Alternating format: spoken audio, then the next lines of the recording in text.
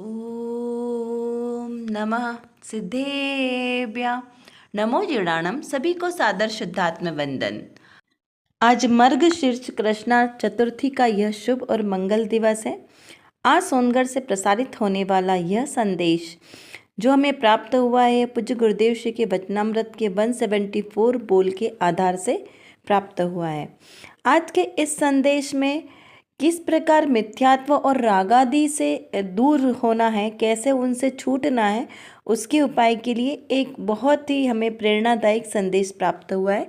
तो चलिए इसे हम पढ़ते हैं। पहले, मिथ्यात्व एवं रागादिक के दुख से छूटने का, विकल्प तोड़ने का अन्य कोई उपाय नहीं है।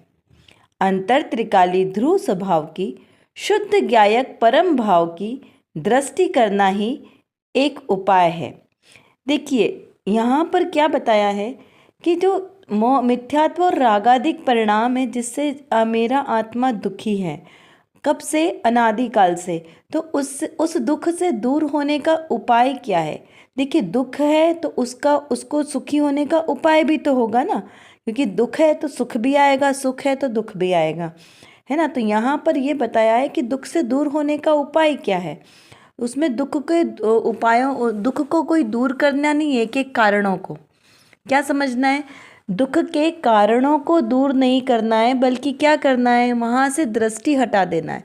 तो जहाँ पर दुख है वहाँ पर से दृष्टि हटा देंगे तो सुख सहज ही उत्पन्न हो जाएगा। जैसे हमें मंदिर जाना है, अब हम यहाँ से मंदिर जा रहे हैं अपने घर से, तो घर से मंदिर जाने के बीच में हमें कितनी सारी चीज़ें दिखाई देती है। बहुत सारी जगह गंदगी पड़ी मिलेगी, कहीं जगह कचरे का बहुत सारा पड़ा दिखेगा। तो क्या करेंगे हम? वो रास्ते का कचरे को हटाते हुए जाएंगे क्या मंदिर? नहीं जाएंगे। क्या करेंगे? हम अपना रास्ता थोड़ा सा चेंज कर लेंगे, जहाँ से साफ रास्ता है वहाँ से हम निकल जाएंगे, और क्योंकि हमारी मंजिल कहाँ है? मंदिर तक जाना। तो बस वैसे ही ये जो मिथ्यात्व और रागादिक परिणाम है ये तो अनादिकाल से है और आगे तक भी रहेंगे। देखिए, रागादिक परिणाम कहाँ से उत्पन्न होते हैं? आश्रवादी भाव है, क्योंकि ये विभाव भाव है, आश्रव और बंध। तो ये तो जीव के साथ अनादिकाल से है और अनादिकाल तक आगे भी मतलब चलते रहेंगे, जब तक हमारा ये कर्मों का अभाव नहीं होगा, जब तक कर्मों का संयोग है तब तक ये इनका बंध चलेगा। 13वें गुणस्थान तक आश्रव होते हैं। क्या कहा मैंने? 13वें गुणस्थान तक आश्रव हो सकते हैं, लेकिन बंद होना या नहीं होना ये तो हमारे हाथ की चीज़ है। यदि हमने इन रागादिक भावों में अगर अपनापन नहीं किया, इनसे एकत्व स्थापित नहीं किया, तो ये नहीं बंधेंगे। जैसे घर में कोई मेहमान आया और कोई हमें, बहुत सारे हमारे अनवांटेड मेहमान भी आ जाते हैं जिन्हें हम पसंद नहीं करते। तो यदि आपने उनकी बहुत ज़्यादा आवभगत नहीं की तो वो क्या होगा? वो थोड़ी सी देर में चले जाएंगे, यानी उनको इग्नोर करेंगे। यदि जो हमें पसंद नहीं है हम उन्हें इग्नोर करेंगे तो वो क्या होगा? थोड़ी देर में चले जाएंगे। वैसे ही ये आश्रवादी भाव है, ये आएंगे तो सही। यदि हमने इनके साथ अपनापन स्थापित किया, एकत्व स्थापित किया, तो ये बंध रूप में प्राप्त हो जाएंगे और फिर उदय में आएंगे। और यदि हमने इन्हें ज्ञाता भाव से देख लिया, मात्र इनको जानकर छोड़ दिया कि इसे मात्र जानने योग्य, आश्रवादी परिणाम, रागादि कर परिणाम मात्र जानने योग्य है, और ऐसा करके हमने उसे छोड़ दिया, तो क्या होगा? वो बंध को प्राप्त नहीं होंगे। तो जो नवीन कर्म नहीं बंधेंगे तो फिर से उदय में भी नहीं आएंगे और दुख के अभाव की प्रोसेस स्टार्ट हो जाएगी। तो यहाँ पर समझने की बात क्या है? मिथ्यात्व यानी उल्टी मान्यता, जो मेरा आत्म स्वभाव है उसके विपरीत स्वभाव को जानना, वो मिथ्यात्व है। तो मेरा स्वभाव कैसा है? जानने देखने वाला, ज्ञान दर्शन स्वभाव मेरा स्वभाव है। एकमात्र मेरी आत्मा में अपनत्व करना, ये मेरा स्वभाव है। ठीक है ना। तो जब हम अपने ये आत्म स्वभाव को ना जानकर पर द्रव्यों में अपनापन करेंगे, पर द्रव्यों में हम जो 4 प्रकार की मिथ्या बुद्धि ना, हमने कई बार पिछली कक्षाओं में इसकी चर्चा की है, 4 प्रकार की मिथ्या बुद्धियों की। तो अगर हम ये 4 प्रकार की मिथ्या बुद्धियों को ग्रहण करेंगे और अपने स्वभाव से विपरीत प्रवर्तन करेंगे, यानी विपरीत स्वभाव को धारण करेंगे, तो उससे क्या होगा? मिथ्यात्व का बंध होगा। और अपने स्वभाव में रहेंगे तो सम्यक्त प्रकट होगा, क्योंकि दोनों ही विपरीत है ना। मिथ्यात्व से विपरीत क्या है? सम्यक्त, दोनों विरोधी शब्द हैं। तो जब हम अपने स्वभाव में रहेंगे तो सम्यक्त प्रकट होगा, और सम्यक्त के साथ में सम्यक दर्शन, ज्ञान और फिर चारित्र। इस प्रकार से ये हमारा रत्नत्रय रूपी जो मोक्ष मार्ग है वो प्रकट होगा। कैसे? मिथ्यात्व से दूर होके। जब हम मिथ्यात्व का पर दृष्टि नहीं रखेंगे तो रागादिक परिणाम भी हमारे नहीं बंधेंगे, क्योंकि रागादिक परिणाम कैसे आते हैं? ये जो हमारी 9 कर्म है, शरीरादिक संरचना को 9 कर्म कहा, ठीक है ना। तो इसमें अपनापन करने से, इसमें मिथ्या बुद्धि करने से रागादिक परिणाम होंगे। किससे होंगे? ये 9 कर्म आदिक जो संरचना हमें मिली है, यानी ये शरीर आदिक और शरीर से संबंधित जो भी हमें वैभव मिला है, ये सब 9 कर्म में चला जाएगा, ठीक है ना। अच्छा घर मकान, ये भी जो भी सुख सुविधाएं, ये सब लगा लेना, ये सब 9 कर्म की श्रेणी में चला जाएगा। तो इनके प्रति राग द्वेष का भाव रखना, ये हमारे क्या बनाएंगे? भाव कर्म को जन्म देंगे। किससे? 9 कर्म के आश्रय से भाव कर्म जन्म लेंगे। मोह, राग और द्वेष, ये 3 प्रकार के भाव कर्म हैं। तो इस प्रकार के भाव कर्म, और भाव कर्म जिस प्रकार के हमारे होंगे उस प्रकार से वो द्रव्य कर्म में बंध को प्राप्त होंगे। 8 प्रकार के द्रव्य कर्म हैं: ज्ञानावर्णीय, दर्शनावर्णीय, मोहनीय, अंतराय, आयु, नाम, गोत्र, ठीक है ना। तो ये 8 प्रकार के द्रव्य कर्म कैसे बनते हैं? 9 कर्म से भाव कर्म, और भाव कर्म से द्रव्य कर्म। या आप यूँ भी कह सकते हैं कि द्रव्य कर्म रहेंगे तो उससे भाव कर्म उत्पन्न होंगे, भाव कर्म उत्पन्न होंगे तो उससे 9 कर्मों की उत्पत्ति होगी। यानी ये तीनों कैसे एक साथ ही बनते हैं, ये तीनों की एकदम पक्की जोड़ी है, मित्रता है। तो ये तीनों एक साथ बनते हैं, कोई किसी के, दोनों एक दूसरे के आश्रित हैं। तो इस प्रकार इसमें हम ये भी बोल सकते हैं, इनमें क्या है? इतरेतराश्रय दोष, इस प्रकार से भी बोलते, क्योंकि दोनों एक दूसरे के आश्रय से उत्पन्न होते हैं। तो इस प्रकार से ये तीनों ही क्या है? बंध के कारण है, और ये तीनों ही विकल्प है, और इनसे संसार का परिभ्रमण होता है, और यही हमारे दुख का मूल कारण है। क्या समझ में आया? कि ये मिथ्यात्वादिक भाव और रागादिक भाव है, ये हमारे दुख के मूल कारण है। तो भाई अभी हमारे मूल कारण है, अब इनके हम भेद प्रभेद में जाएंगे तो बहुत सारे भेद प्रभेद हैं। तो हमें अगर इनको दूर करना है तो एक एक को हटाना पड़ेगा। तो नहीं, यहाँ पे आपको एक एक को हटाने की ज़रूरत नहीं है, आप यहाँ पे जो मूल में ही प्रहार कर दो। जैसे हमें बरगद का पेड़ को हटाना है, बीच में आ रहा है, तो क्या करेंगे? उसकी एक एक पत्तियों को तोड़ेंगे, फिर उसकी डालियों को तोड़ेंगे, फिर तना तोड़ेंगे, फिर जड़ तोड़ेंगे, इस प्रकार करेंगे क्या? नहीं, एक साथ सीधे मूल पर प्रहार करेंगे, जड़ पर, तो पूरा पेड़ अपने आप ही गिर जाएगा।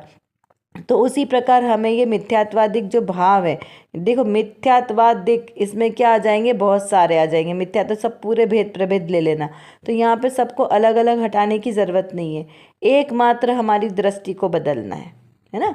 जैसे समुद्र है, अब समुद्र को ढकना है, बोले समुद्र को ढको, तो उसके लिए कुछ कपड़ा लेके आओ, तो उतने कपड़े से समुद्र को ढक दो, तो कितना बड़ा कपड़ा लाएंगे? तो भाई यहाँ कपड़ा लाने की ज़रूरत नहीं, यहाँ सिर्फ 2 इंच का कपड़ा लाना है, और 2 इंच का कपड़ा अपनी आंखों पर पट्टी बांध लेनी है, तो समुद्र कैसा है? अपने आप ढक जाएगा। बस वैसा ही हमें रागादिक और मिथ्यात्व के भावों को दूर नहीं करना है, क्योंकि वो तो मात्र ज्ञान का गेय है जो झलकता रहेगा। हमें सिर्फ अपनी दृष्टि बदलनी है, हम अपनी दृष्टि बदल दें। हमारी जो बाहर में अभी दृष्टि जा रही है, बाहर के पर पदार्थों पे, 5 इंद्रिय के विषयों में, जो हमने सुख की कल्पना की है, ये जो शरीर है हमारा, एक क्षेत्र उगा रहने वाला शरीर, इस शरीर से ही दृष्टि हटा लेंगे तो बाकी सारी चीज़ों से अपने आप विरक्ति हो जाएगी। और फिर दृष्टि कहाँ करनी है? ये बहिर्मुख दृष्टि को अंतर्मुख करनी है।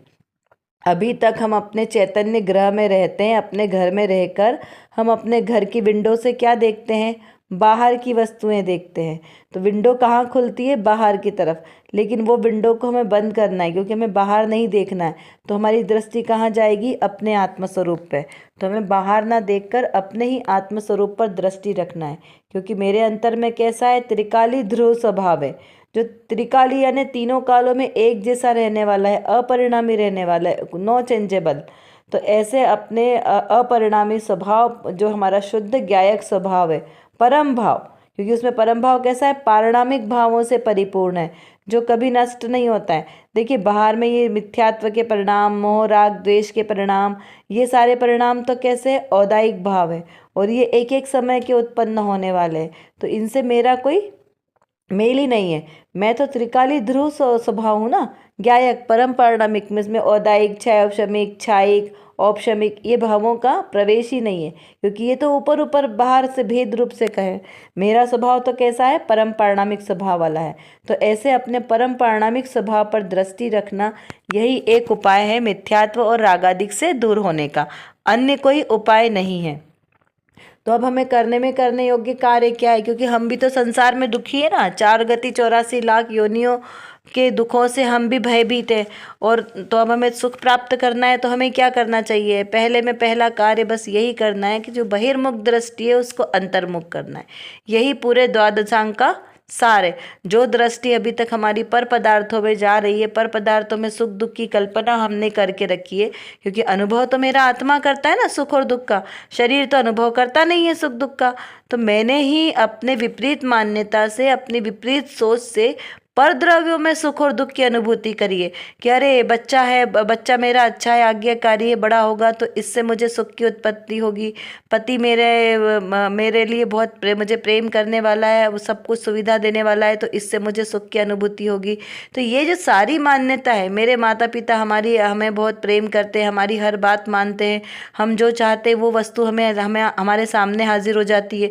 तो ये सारी जो हमारी जो पर द्रव्यों में सुख की अनुभूति है ना, मित्रों के प्रति सब में लगा लेना है, ऐसे कि हम अपने आसपास में सबसे कितनी सारी अपेक्षाएं करके रखते हैं कि परद्रव्य हमें सुखी दुखी करेगा, और परद्रव्य ने अगर हमारी इच्छा के अनुरूप कार्य नहीं किया तो हमें क्या होता है, दुख होता है, और हमारी इच्छा के अनुरूप कार्य होता है तो हमें सुख की अनुभूति होती है। यानी इष्ट अनिष्ट कल्पना कैसे होती है, हमारी मान्यता से होती है। जबकि परद्रव्य कुछ भी करने में समर्थ नहीं है। परद्रव्य ना तो हमें सुखी कर सकता है ना दुखी कर सकता है, क्योंकि वो तो परद्रव्य है ना, परद्रव्य इसीलिए तो उसका नाम ही परद्रव्य है। तो उससे हमें कुछ भी होता नहीं है, लेकिन हमारी ही मिथ्या मान्यता के कारण हम उनमें ऐसी आसक्ति का परिणाम रखते हैं। तो ये हमारा सबसे बड़ा मूल कारण है दुख को उत्पन्न करने वाला। तो बस हमें अपने इसी कारण को ठीक करना है कि परद्रव्य मेरा अच्छा या बुरा नहीं कर सकता। मेरा आत्मा ही इतना शक्तिशाली है जो मुझे सुखी कर सकता है और दुखी कर सकता है। मैंने अपने स्वभाव को नहीं जाना तो मुझे दुख होगा, और मैंने अपने स्वभाव को पहचान लिया तो मुझे सुख की प्राप्ति होगी। इस प्रकार से हमें ये निर्णय करना है, उसका श्रद्धान करना है, पक्का ज्ञान करना है, तभी इसी रूप हमारा आचरण भी सच्चा होगा और सच्चे सुख की हमें प्राप्ति होगी। इस प्रकार इस संदेश का यह अर्थ निकलता है।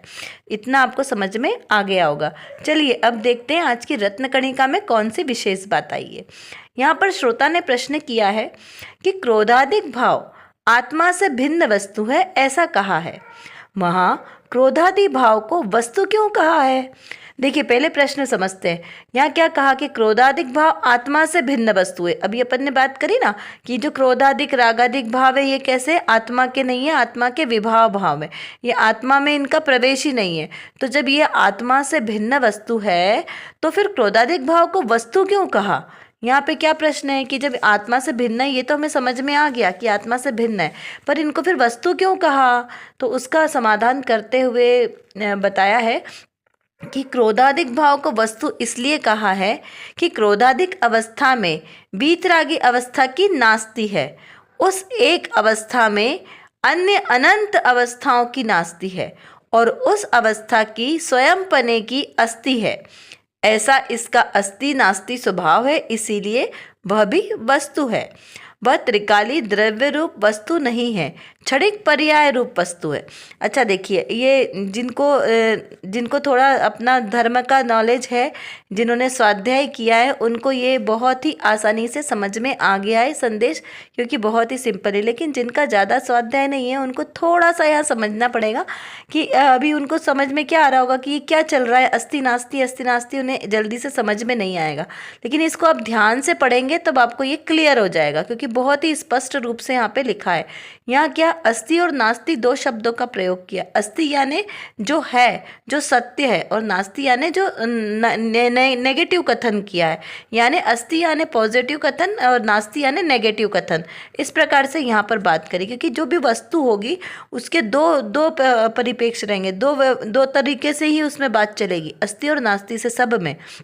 क्योंकि हमारा धर्म कैसा है, अनेकांत स्वभाव वाला धर्म है। तो यहाँ पे हमें दोनों ही अपेक्षाओं से समझना चाहिए। तो यहाँ पर क्या कहा कि ये जो क्रोधाधिक भाव है ये कैसे है, वस्तु है।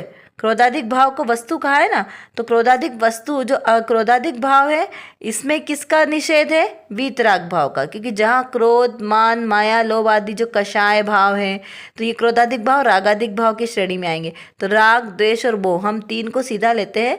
तो ये राग, द्वेष, मोह के कारण क्या होगा, जो ये राग भाव है तो वीतराग भाव नहीं आ सकते, क्योंकि दोनों विपरीत भाव है ना।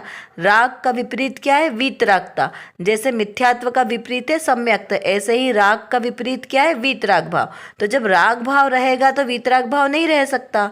तो उसमें क्या होगा, जब रागाधिक भाव की अस्थि है, अस्थि यानी जब वीतराग भाव, रागाधिक भाव है तो उस समय वीतराग भाव की नास्ति है, यानी उस समय वीतराग भाव नहीं रह सकते। जैसे दिन है, दिन में सूर्य का प्रकाश है तो अंधकार नहीं रह सकता, दोनों एक साथ नहीं आ सकते, क्योंकि दोनों में एक दूसरे की नास्ति है। दिन में सूर्य के प्रकाश की अस्थि है तो अंधकार की नास्ति है, रात्रि में अंधकार की अस्थि है तो सूर्य के प्रकाश की नास्ति है। इस प्रकार यहाँ पर इसको समझना है। तो यहाँ पर जब रागाधिक भाव है तब वहाँ वीतराग भाव की नास्ति है। उस एक अवस्था में अनंत अवस्थाओं की नास्ति है। देखिए उस एक अवस्था में मतलब जब रागाधिक भाव है और वीतराग भाव नहीं है तो उसमें सिर्फ एक ही अवस्था की नहीं, और भी अनंत बहुत सारी भेद प्रभेद में जाएंगे तो बहुत सारे उनकी नास्ति हो जाएगी। जैसे जब रागाधिक परिणाम है तो वीतराग भाव नहीं रहेगा, उसमें और भी जितने भी हमारे आत्मिक गुण हैं वो उनकी जो पर्याय प्रकट होने वाली है, केवल ज्ञान की पर्याय, मतिशुद्ध ज्ञान की जो उत्कृष्ट पर्याय, उन सब की नास्ति है। क्यों? क्योंकि रागाधिक भाव मिथ्यात्व की अवस्था है ना, तो मिथ्यात्व की अवस्था में जितने भी हमारे उत्कृष्ट परिणाम है उन सब की नास्ति हो जाएगी। अभी यहाँ पर हम एक एक की बात नहीं करेंगे, क्योंकि अगर एक एक को समझाएंगे तो बहुत हमारा क्लास बहुत लंबी हो जाएगी, इसलिए हमें यहाँ पे बहुत ही शॉर्ट में लेना है। लेकिन इसका चिंतन आपको जरूर घर पे करना है। जब तक आप इसको चिंतन नहीं करेंगे तब तक हमें विषय क्लियर नहीं होगा। आराम से आप बैठकर इस प्रकार अब एक एक को डिटेल में समझते जाइए कि रागाधिक भाव के आश्रय से कौन कौन से भाव प्रकट होते हैं।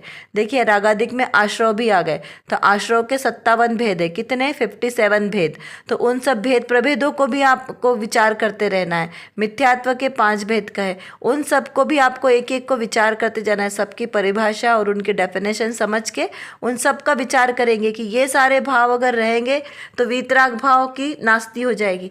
देखिए आश्रव के 57 भेद है तो संवर उसका विपरीत है, आश्रव है तो उसका विपरीत संवर है, तो संवर के भी 57 भेद है। तो हम उनका वहाँ पर विचार करेंगे कि जो आश्रव के 57 भेद है वो जब तक रहेंगे तब तक संवर के वो जो 57 भेद है वो प्रकट नहीं होंगे, क्योंकि वो सब एक दूसरे के विपरीत है ना। तो इस प्रकार हमें यहाँ पर ही समझना है कि जब एक द्रव्य रहेगा तो उसके दूसरे पक्ष, एक पक्ष रहेगा तो दूसरे पक्ष की नास्ति हो जाएगी। तो इस प्रकार यहाँ पर समझना है। और इसीलिए इसमें जो दो ऐसा विरुद्ध अपेक्षा कथन है इसलिए इसे वस्तु कहा है। कि वस्तु कैसी है, अनंत गुणा धर्मात्मक वस्तु है। अब यहाँ कहा कि वह त्रिकाली द्रव्य रूप वस्तु नहीं है, क्षणिक पर्याय रूप है। कौन? ये रागाधिक परिणाम। रागाधिक परिणाम त्रिकाली नहीं है। क्यों? क्योंकि ये कैसे है, नष्ट होने वाले। रागाधिक परिणाम अगर त्रिकाली कहे जाएंगे तो फिर तो अनंत भगवान, सिद्ध भगवान की अवस्था में दोष आ जाएगा। तो यहाँ पर हमें पता चलता है ना कि अनंत सिद्ध अवस्था जो प्राप्त हुई, वीतराग दशा वाली अवस्था प्रकट होगी, तब रागाधिक भाव कैसे हो जाएंगे, सहज ही नष्ट हो जाएंगे। इसीलिए उन्हें क्षणिक कहा है। और जो त्रिकाली ध्रुव स्वभाव है, ये रागाधिक परिणाम में भी वही त्रिकाली ध्रुव स्वभाव था और वीतराग दशा में भी वही त्रिकाली ध्रुव स्वभाव तो हमेशा एक जैसा रहेगा, अनचेंजेबल। इसलिए आत्मा को, जीव द्रव्य को त्रिकाली ध्रुव स्वभाव कहा है। तो इस प्रकार आपको यह आज का संदेश समझ में आ गया होगा। ये बहुत ही सूक्ष्म विषय है और इसका बारंबार चिंतन करना आवश्यक है। यही हमारे मुक्ति का मार्ग है। इस प्रकार देखिए आज हमने कुछ प्रश्न आपको दिए प्रैक्टिस के लिए, आप इनका भी चिंतन मनन करें कि मिथ्यात्व एवं रागाधिक भाव के दुख से छूटने का, विकल्प तोड़ने का क्या उपाय हो सकता है। क्रोधाधिक भाव को वस्तु किस अपेक्षा से कहा है, त्रिकाली वस्तु कौन सी है, क्षणिक पर्याय रूप वस्तु कौन सी है, फिर वीतराग भाव में किन किन भावों की अस्थि है और किन किन भावों की नास्ति है। इस प्रकार से आपको विचार और चिंतन की धारा अपनी बढ़ाती रहना है। देखिए जितना चिंतन करेंगे उतना ही विषय हमारा क्लियर होगा। चलिए आज की कक्षा का समय हमारा पूर्ण होने को आया है। आशा करती हूँ आपको यह सब अच्छी तरीके से समझ में आ गया होगा। यदि कुछ नहीं समझ में आया हो तो आप ज़रूर हमसे कमेंट बॉक्स में लिखकर पूछ सकते हैं। और जो विषय आज हमारे सामने हुआ, इसको बारंबार चिंतन करते रहें, जिससे हमारी दृढ़ता मजबूत हो। और इसी प्रकार सम्यक श्रद्धा के साथ जो भी हम क्रिया करेंगे वही हमारे लिए कार्यकारी होगी। अतः सम्यक दर्शन, सम्यक ज्ञान और सम्यक चारित्र के साथ हम भी अपने ऐसे रत्नत्रय को प्रकट करें, सच्चा श्रद्धान करें। इसी पवित्र शुभ भावनाओं के साथ आप सभी को सादर जय जिनेंद्र।